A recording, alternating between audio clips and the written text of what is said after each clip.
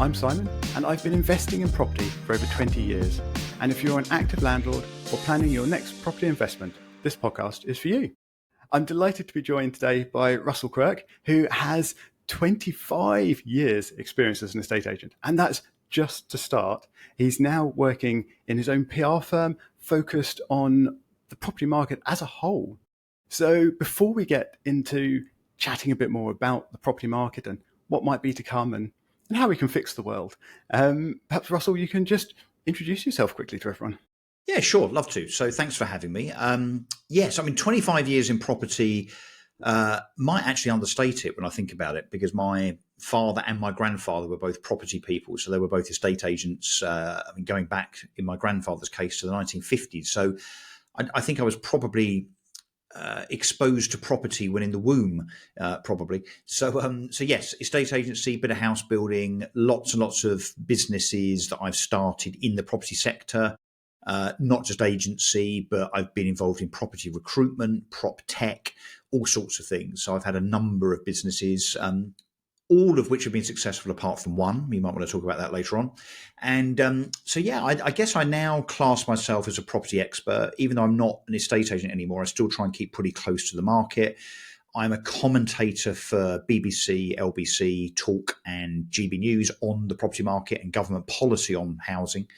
And obviously, yes, now run a PR firm where we look after and promote brands and the people behind those brands to both trade, B2B, and also B2C kind of, national titles, in terms of, shouting their expertise from the rooftops, whether it's agents, prop tech firms, conveyancers, mortgage brokers, whoever. We deal with all of them, and that's our specialism. So because of my property background, we focus pretty much almost entirely on property companies that want to be in the media. Fantastic. We might touch on PR and some of your approaches to that a bit later on, I think. But initially, I think we're going to have a bit of a chat about the property market. And in our conversation before starting recording, you mentioned that you think that the property market is doing all right at the moment. And I would definitely class it as a buyer's market at the moment from the data that I see. And I'm wondering if you're saying that is okay, or if you think perhaps I'm misinterpreting things. Well, the market is always going to be one or the other. I mean, it's pretty rare that there's an ultimate balance between buyers and sellers. I suppose it depends on what extent it's a buyer's market or indeed a seller's market. If the extremities of that are more heavily weighted towards one or the other, then that's not a good thing, because of course that's when you see either overheating or declines in values and transactional volumes. So I think, look, where we are now, and my comments are based both on data, which I'll source in a second, but also on what I hear and see. So I talk to a lot of agents, a lot of house builders, a lot of people in the public sector around housing. I do see a lot. I do see a lot in terms of what is actually going on. And the anecdotal stuff obviously is tricky to nail as truth, because everyone has their own specific contextual experiences, if you like. But I think it's all helpful. So look, what I see now is pretty much a kind of two-tier market. It used to be, the north-south divide, and there was a massive disparity between basically London and everywhere else. And for years, London outperformed the rest of the country, and that has not been the case over the last 5, 6, 7 years. Yeah, so London has kind of been left behind a bit in terms of values. The rest of the country has been pretty okay. And obviously there's regional differences. And obviously people will listen to this and say, oh yeah, but in my road, there's a house that's been on the market for 7 months and hasn't sold. I get all that, but we can't talk infinitely about specific cases. We have to talk about trends, generics. We have to talk about overall data. So what I mean by the market being split is that it's split in price terms. And I see it very roughly, as sub 1 million and over 1 million. Anything above 1 million, particularly as we get towards the budget in a few weeks' time, which will be on November the 26th, which I'm sure you'll be doing a lot on in the run up to that and post budget. The budget looks like it's going to attack people with more expensive homes and those buyers and sellers. So whether that be through capital gains tax being introduced on sale, whether it be on heavier stamp duty penalties on purchase or whatever, it looks like, a mansion tax one way or the other on buyers, sellers, or both will be applied. And if you add that to general economic sentiment, which is, to some extent and purposes not great when it comes to the perceived stability of the economy now and in the short and medium term. And then you also look at, I think, what government, and without wishing to be too political, but what government has done in terms of, should we just say, scaring a few millionaires away, right? That's just happening, right? So that's not a political point, actually, it's just a matter of fact. All of those things conspire to affect the top end of the market, and therefore, especially in London. So we're seeing a dilution of volume in transaction terms in those markets, particularly London, because of their price sensitivity. And, in some areas, prices at that end of the market are dropping. But then what I'm also seeing, Simon, is that the market below that, I'm using the word is fine, right? I'm not saying it's great and buoyant, but it definitely isn't in the doldrums. And on social media, when I make these claims, particularly when it comes to such things as, let's say, first-time buyers that are alleged to not be able to buy a home, and I hear this a lot, by the way, first-time buyers are finding it impossible to buy a house in the UK. It's utter rubbish. The data tells us it's rubbish on the basis there are about 400,000 first-time buyers a year now in the UK, which makes up, depending on the quarter that we're talking about within that year, anything between 30 and 60% of transactions at any one time now are first-time buyers, right? But generally not in London. So we've got a situation, I think, that is two-tier. I know that's a well-used phrase, but we have a two-tier UK property market, and it's defined by value. So anything under $1 million, we are seeing more properties being listed over the last 12 months or so, but we're also seeing reasonable positive sentiment by buyers, therefore demand. And actually, let's take some data, shall we? Let's take some sources. Rightmove, 2 weeks ago, in their latest house price index, which obviously relates to asking prices, that's an important definition, stated that sales, as in properties that are being marked as sold subject to contracts, that's pre-exchange, that's rough sales as we call them, are 4% ahead of last year, which in itself was ahead of the year before. And actually, we're running at better than the 2019 heralded year where everything was fine before COVID hit, everything went wrong. So the same buoyancy, the same sentiment really seems to be coming from the Bank of England in terms of mortgage approvals. They're running at about 65,000 per month, which is about the medium-term average. The ONS are telling us that completions are running at about the long-term average, and so on. So when I say the property market is broadly fine, I don't mean that it's great. And I think what we have to understand is that there's a lot of people in UK property now, maybe in the investor world, certainly in the estate agency world, that have only known a market really for the last 10 years, right? So if you're a 35-year-old fund manager in real estate, you left university at 21, 22, you've had 10 to 12 years exposure of this property market. Some of us have had 40 or 50 years of exposure to the property market. So we understand what good markets really are and bad markets really are. And I can tell you right now, with prices up about 2% year on year, reasonable consistency of transaction, both in terms of rough sales and completions, mortgage approvals and mortgage monies deployed at about 4.5 to 5 billion a month.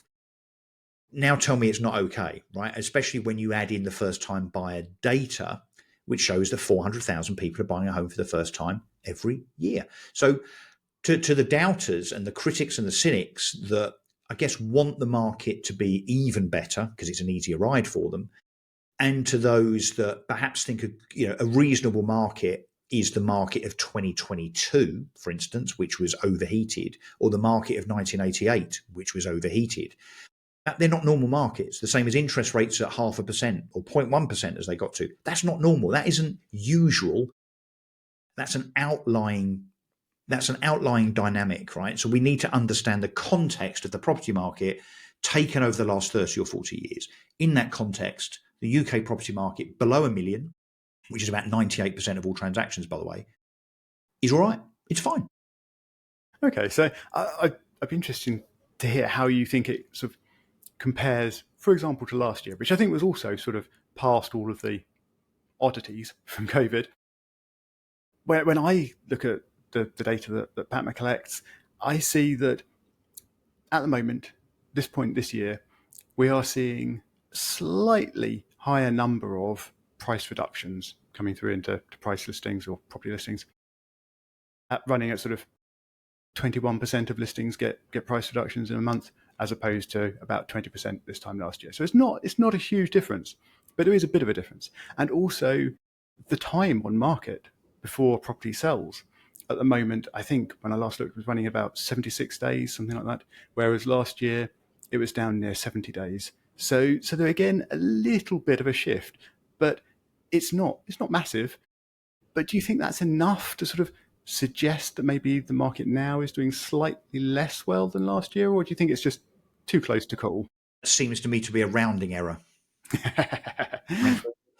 So, look, and a lot of that slight difference, I mean, what are we talking about there? Kind of, a handful of percentage points. That it's not much, because we've seen an increase in listings. So, if demand stays the same, even if it's really strong and there's more listings, then that supply-demand balance shifts. So I think that's what we're seeing. I mean, actually, the number I have is that before a home sells, about a third of them are reduced. Now, that's a whole different dynamic altogether. That, in my opinion, is because there is a propensity for estate agents to overvalue properties before listing them. And they do it to get the listing. It's a very... And again, I'm going to make some sweeping assertions here. This is just from experience, given that I've been an estate agent on and off for 25 years. It's generally a corporate tactic to overvalue, sign someone up to a long sole agency agreement, maybe as much as 4 months, even 6 months. And then 4 weeks later, when there's been no viewers through the door, hey, Mrs. Smith, you need to reduce your house. The market has changed. I mean, that conversation happens probably 5,000 times a day in estate agents across the country. It is a little bit fraudulent, actually, I'd say, on the part of those agents. If they are purposely overvaluing a home in order to achieve the instruction, I would say that is dishonest.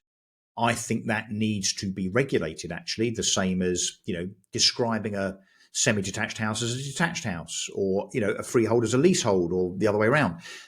Those things are caught by the consumer protection regulations. I think overvaluing homes on purpose for the purposes of, kind of nefariously signing someone up into a contract they can't then get out of, I think that is completely and utterly unacceptable. So that's the problem. And I think estate agents are incentivized, often by corporate agency bosses, to do that. So I think that's a reflection of overpriced stock. If you look at, again, another kind of data point, take a look at the average house price in Britain, according to the Halifax and the Nationwide. Those two sources have it at about £5,000 worth of difference. I think it's about, 290 for the Halifax, £295,000 for the Nationwide. So let's agree that the average house in Britain is worth somewhere between 290 and 295, depending, right? That's a broad brush average. The average price that a Rightmove listing is listed at and marketed at is about £335,000. It's a 40 grand difference. Why? I mean, Rightmove have a massive data set, massive sample size, and so do the Halifax and the Nationwide. Why is there such a difference? Well, I would suggest that's the difference between what agents are valuing houses at and what they actually sell for on average. So that's the problem. The problem is not the market. It's either incompetent estate agents or greedy vendors, frankly. Sometimes, when I've valued houses, you go in to give them a value and they'll say, oh, by the way, I want £300,000 for it. And you think, wow, but my comps say 265. Oh, crikey. Where'd you get the £300,000 for, Mrs. Smith? Well, I paid 270 for it 2 years ago. I've put a conservatory on the back and painted the kitchen and mown the grass. And the house up the road's on the market for 295. I think mine's better than that. So, and that's a conversation that agents will be very familiar with. And guess what the agent often does? Instead of saying, let's just have a look at the data. Can we just look at some comparables so I can give you proper, honest, professional advice? Most agents, 80% of them, let's say, don't do that. They say, okay, Mrs. Smith, let's try it at 305 and see what happens. That happens 100,000 times a year. That's the problem, don't you think? Yeah, definitely. So, I mean, something that fascinates me in the data is whether you're looking at the average of all of the listing prices, or whether you are working out what an average property is and then looking at what the value of that is. And different data sets will do this in different ways. And if you ever dig into sort of the details behind some of these statistical analysis, it's quite fascinating to look at how those methods work. But broadly, totally agree with your numbers, and that it is exactly what I see as well in data Patma collects. And yes, you're right. There is a huge gap there. Something I'd love to hear from you is how on earth you could try to regulate something that is such an unknown, really. Because as you say, even if you've got comparables, you can say this property is on the market for X, or 6 months ago, the property down the road sold for Y. You've always got that, oh, but I've got a conservatory on mine, they didn't have that on theirs. I repainted last year, theirs was 10 years since it got decorated, or whatever. So how could you try and enforce an estate agent to give a realistic valuation? I think that you've either got to do it by way of complaints, which is how it works with the ombudsman now, I suppose, and then evidence that you valued in good faith. So if you can't provide comparables that supported your valuation, then you're going to be on a sticky wicket, aren't you? But the other thing I think that we need to introduce is licensing. You know, there's 3/4 of the estate agency industry favour licensing. So if 12,000 or so estate agents believe that we shouldn't be regulated, I would suggest they might be the first ones that we get rid of, because they're clearly the problem. If you have licensing, a proper licensing, as in a proper, a proper regulatory regime where someone is at peril of losing their license, not just a fine, not just a slap on the wrist, but losing their license to trade, either by way of suspension for 3 months, 6 months, 12 months, whatever, or to actually be excluded in the most serious cases from being an estate agent. That would focus minds. And I think if that regime said, oh, by the way, your valuation must be honest, critical, and supported by evidence, because that's professional and authentic and honest, I think that will help. So I think you can regulate it, either, as I say, through an ombudsman scheme, having a specific kind of overvaluation element to it in terms of its terms of reference. But I think we need licensing in estate agency. I'm amazed still that you need a license to fish. You used to have a license for a dog. You have to have a license to flip burgers in the high street. But you don't need a license to buy and sell and give advice on the most expensive and most emotional transaction, really, that someone probably is ever going to undertake. I'm not a big state guy, by the way, Simon. I'm not into regulations and banning and so on. But sometimes, a bit like driving licenses, you can't have everyone driving around without a driving license. You have a bit of regulation.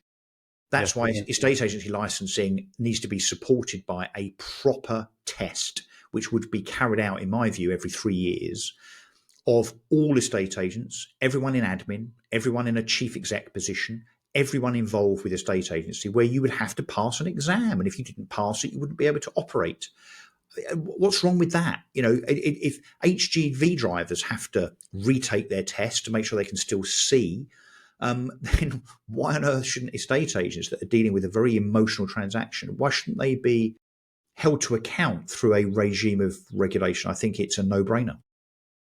Yeah, I saw, sadly, I can't remember the actual numbers, but I recently saw results of a survey that said that, I can't remember what it was, 30% or something of landlords hadn't protected a tenant's deposit. Wow. And that legislation has been in place since 2006. Exactly. Now that's bad.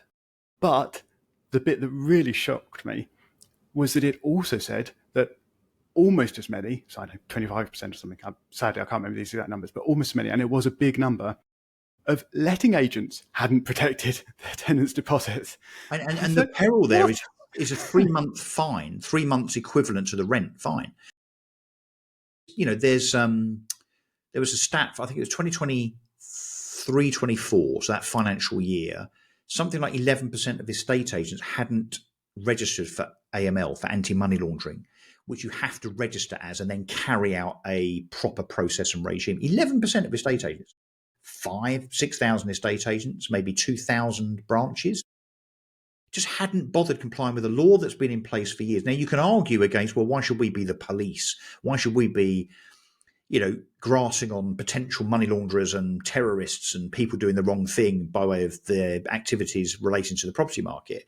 But look, I'm afraid the fact is the law's the law, isn't it? So, you can't just ignore it. But they're not ignoring it out of malice. They're ignoring it out of complete ignorance. And I think, again, the licensing regime would bring that back to focus, We are an industry that is, I've got to say, I think it's a bit backward. I really do. Compared to retail, compared to automotive, compared to, bioscience, whatever.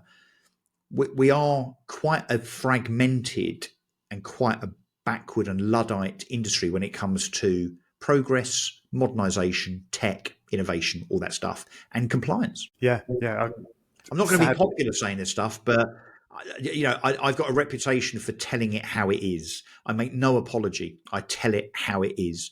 And when people then in your comments say, but I run a brilliant estate agent, I've won the local, business networking industry award. Yeah, great. Well done. But that's just not reflective of the general industry. And that's why the public are very critical of the estate agency industry.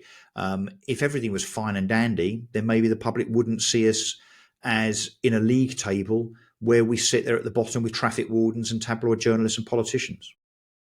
Yeah, I was recently reading the government sort of suggestions around home buying reform and that process. They've only kicked off a few days ago as we record. But one of the things in there, I think, said that the trustworthiness rating of estate agents is at 37%. So did a politician say that? They can talk. Well, I think this is a civil servant, I assume, putting this together. I think they're bad. But it just underlines your point that the market, the industry, has some issues. It has a PR issue, but you can't. I was going to use a very unfortunate term there, but you need to have PR that basically amplifies the good in what you do rather than it being spin, which is to say you're good when you're not. The industry has a long way to go in terms of raising standards and then making sure they tell people by way of PR, in my opinion. But so we don't do ourselves any favours, really. Yeah, I think you're right. So actually, let's move off of the property market then, and let's have a quick chat about property PR before we finish up. So with so much of the market and the industry perhaps struggling to have a good impression upon the general public, what sort of things can people and businesses in the property industry do to try and help themselves? We do start off on the back foot, I think, given the time it takes to get a transaction through. When you go to Sainsbury's or Tesco's, you're in and out in half an hour, and you can give a review based on, how the checkout person was and whatever.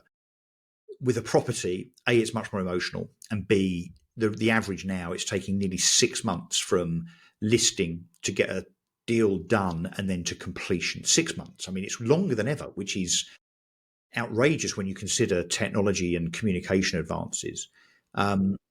So I think we are on the back foot because you're bound to have issues, particularly when there are so many moving parts to the transaction by way of conveyancing, local authorities, mortgage, and so on. So it is difficult. But what I would suggest, honestly, and I've done this, I'm about to do it again twice this month, October and November, is to go to America. Seriously. I urge estate agents and estate agency bosses to find an excuse to go to the US for 4 or 5 days. Go to a realtor conference like the NAR, the National Association of Realtors, which actually is on in November. That's where I'm going, in Houston, Texas. Or go to an EXP or Keller Williams conference or Compass or whatever, and not just watch the stage stuff, the speakers and all this kind of, you could argue contrived rhetoric and PR that you hear on the stages and in the fringe, but talk to the agents. When it comes to talking to American and indeed Australian agents, I think New Zealand probably very similar, they have a much better perception from a public perspective than we do. And it's because they just do a better job. So they take a pride in what they do. Their communication is excellent. They do what they say they're going to do. And they are working to get a deal done because, of course, they've got a lot of money at stake. In the US, The commission, of course, would be potentially 6%, split 3% buyer agent, 3% seller agent. They are seen in a better light. Yes, they don't have the inconvenience of our conveyancing process. When you've got states like Florida that literally have no lawyer at all. They're called no attorney states. So the agent writes the contract. They agree a contingency period, a kind of few days of call off for surveys and home reports to be done. And then it's okay. So we then agree that we complete in 14 days or 28 days or whatever, subject to money. That process is much more respected over there. Agents earn more money. Agents, can hold their head up high in their community, but they do a job that they make an effort to make sure that they look after the seller or the buyer. And in fairness, you've got an agent generally looking after the buyer and a separate agent looking after the seller. So the job is split. I fully concede that looking after both the buyer and the seller from a reputational point of view, a customer care point of view, is pretty difficult when you're effectively working for both sides, right? That's hard. So I think we can take a leaf out of the book of others and just go and talk to agents. I mean, I've toured market centres, EXP and Keller Williams market centres, and honestly, I've walked around with my mouth open at the way they deal with the public. It's like going into Fortnum and Mason or Harrods, or you could even argue Marks and Spencer's, and actually being treated nicely throughout the process. They really know how to nurture leads. They really know how to get deals done and be honest with the client about the market. You've only got to watch some of these US realtor shows like, is it $1 Million Listing LA, $1 Million Listing New York? They're different gravy, different level. They're honest, they're courteous, they're professional, but their comms, their communication are excellent. They'll pick up the phone at 7 o'clock at night, or 7 o'clock on a Saturday morning. And, a lot of people will be watching this saying, yeah, but they earn more money. Well, it's chicken and egg then, isn't it? If you want a better fee, so you as an agent earn more money from a commission perspective, maybe you need to be better so that your reputation, your PR as an agent and as a sector is better, so that you can charge more, so that you earn more, right? So, or you can carry on waiting like we have for the last 50 years for somehow magically someone to wave the estate agency fee magic wand, which isn't going to happen. There is a reason that France, Portugal, Spain, Australia, and the United States charge 6%, and we're lucky to get 0.75. It's because they're better than us and because they warrant it. They justify it. Again, unpopular stuff here, Simon, I know, but I'm right. And anyone watching this that's now sitting there gritting their teeth, you know what? You know I'm right. So, I mean, there is just a huge difference between, as you say, 0.75% fee, which might be a typical agent fee. Actually, I think that's at the lower end, really. I bet it's the average. Maybe. Take out London, where you've got great agents like Foxton's getting 2.5% all day long. Take that out. The average fee across the UK is less than 1%. I was at a property conference this week as we shoot this with the great and the good of the UK property industry. Agents, prop tech suppliers, very, very, very well-known people. And we were scratching our heads at the case studies we were hearing where, for instance, someone was recommended to an agent, as in their friend said, I've just sold through agent X, go to them. So you would think that agent then would think, well, okay, I've got this one in the bag. I'm going to make sure I really get a decent fee out of this because I've already been earmarked as being very good. The first 10 seconds of the conversation, basically, that agent had with that referral was on fee.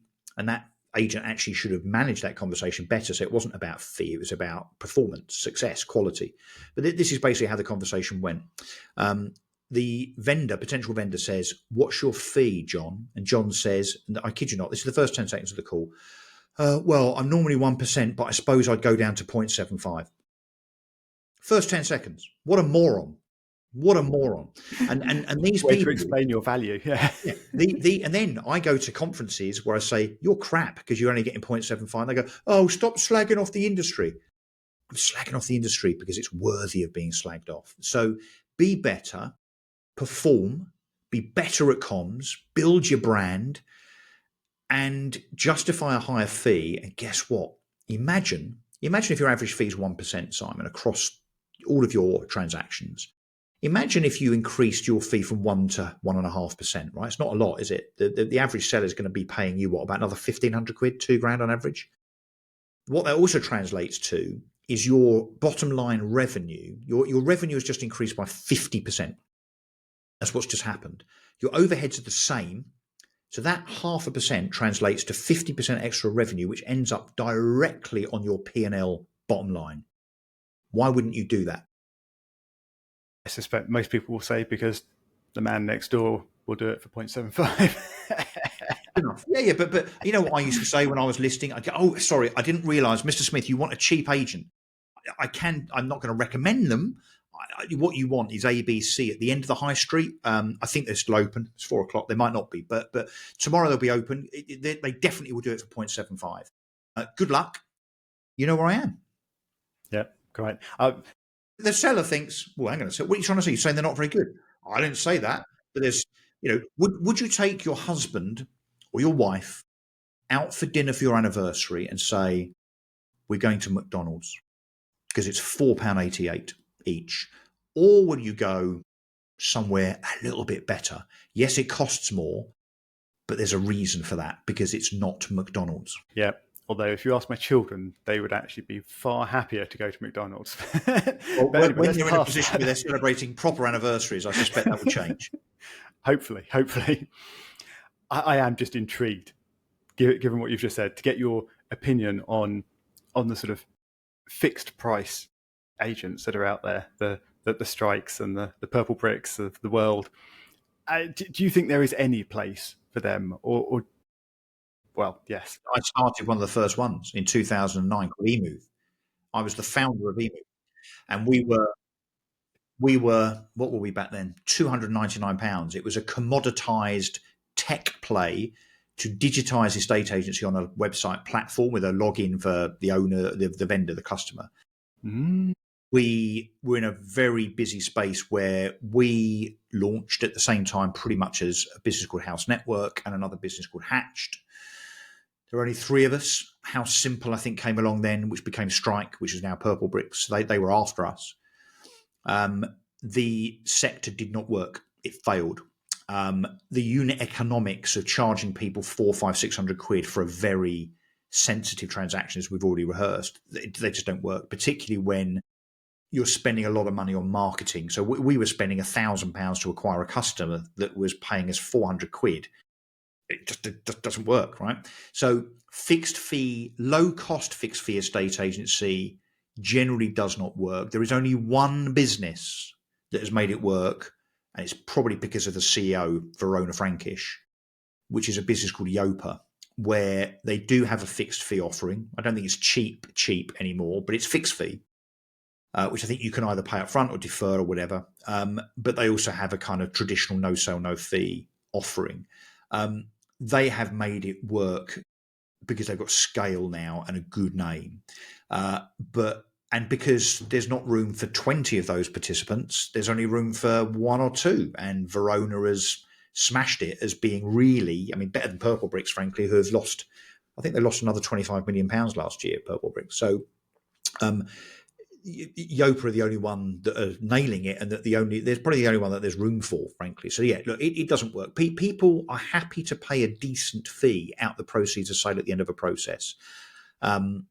So yeah, there are certain things, it turns out, that you can Amazonify, that's my word, commoditize, like, buying things on the internet, like, I don't know, novelty phones for the sake of comedy purposes, or what else we got here? Touch-up paint for your car. That's great. Commoditize it because it doesn't have a service element to it. Estate agency, a bit like mortgage broking, actually. Law, legal stuff. Yeah, you need human interaction. You need a hand held. Right at the beginning, you mentioned one of your businesses that didn't work quite so well. eMove. Is that the one? Yeah. We called in the administrator after 9 years. So we raised loads of money, grew big. Our PR, which is why I'm now a PR agency owner, our PR was fantastic. So we really punched above our weight. So we had a household name. eMove was known everywhere. We were on telly. We were in the paper every day. We had, in our last year of operation, we had over 2,000 press mentions in national, regional, and local press. So we were very good at that, but we just couldn't make the numbers work. Just couldn't make, and particularly when, instead of let's say the market will stand 10% of transactions going to cheap fixed fee estate agents. Let's say let's say that's 100,000 transactions a year, maybe. When you've got 3 or 4 agents vying for that, that works. But by 2018, there were over 50 online fixed fee estate agents like eMove and Purplebricks and Yopa and Hatched. I think Hatched had gone by then. Adam sold Hatched actually to Connells. But 99 this and Doorsteps that and whatever. It's just too many. We're all taking a little nibble of this cake, and there were too many of us nibbling. I had no idea it had got to quite so many of them. But more than 50. I think we counted more than that at one point. Everyone was doing it. And actually, because our PR was so loud at eMove, I think lots of people thought, oh, we'll do that. And that was actually probably to our detriment in the end. But I learned a lot from it. Don't regret it. It didn't come out very well in terms of any income or any check for me or the shareholders, unfortunately. But look, you live and learn. You have to roll the dice sometimes. You have to take risk in business, and so I'm not I'm not regretful of taking the risk. It could have worked out very differently. Actually, Michael and Kenny Bruce, that founded Purplebricks about 3 years after I founded eMove, they ended up managing to list on the stock exchange because they went international. They pumped the share price. It was all great, and they sold just at the right time. But 5 years later, Purplebricks got sold to Strike for £1. It failed. Yes. But Michael and Kenny, bless them, love them. I do love them, actually. Very, very good entrepreneurs. They sold and took, I'm guessing, 30 million quid out of that business between them. Good luck. But the business didn't work ultimately. That's pretty good from a failed business, yeah. It failed later, but yeah. Yeah. But to credit to what you were saying about the PR for eMove, I do remember that name. So yes, it was definitely. That's why we have a PR agency. So we're basically doing that for other people now. So so what do they say? One door closes, another one opens. It's definitely true. Indeed. And that is probably a good place to bring the episode to an end, in fact. Throughout our discussion, I've come up with several other things I'd love to talk about, but we can't do it here for all day. Let's do a part 2 if your audience demand it. Let's do a part 2. That sounds like a fantastic plan to me, and I will start filling in the comments now to make sure the audience demands it. And thank you very much for joining me today, Russell. If people listening would like to get in touch with you, how can they best do that, apart from looking in the show notes where we will have some links? Yeah, so LinkedIn, probably favourite. So connect with me on LinkedIn, send me a DM. I do get a lot of inbound. A lot of people want coffees and beers and talk to me about my startup, help me raise money. Lots of people still flogging the fixed fee estate agency startup thing. I mean, generally, unless you've got something really cool going on, technology and marketing wise, honestly, don't. So yeah, I always try and help people, but I can't help 100 people a week, unfortunately. Cool. Well, if you're listening and you feel brave enough to try and beat the hordes, then do reach out to Russell, and I'm sure he'll be able to help. Thank you again for joining me today, and for everyone listening, I look forward to talking to you again next time. My pleasure. Thanks, Simon.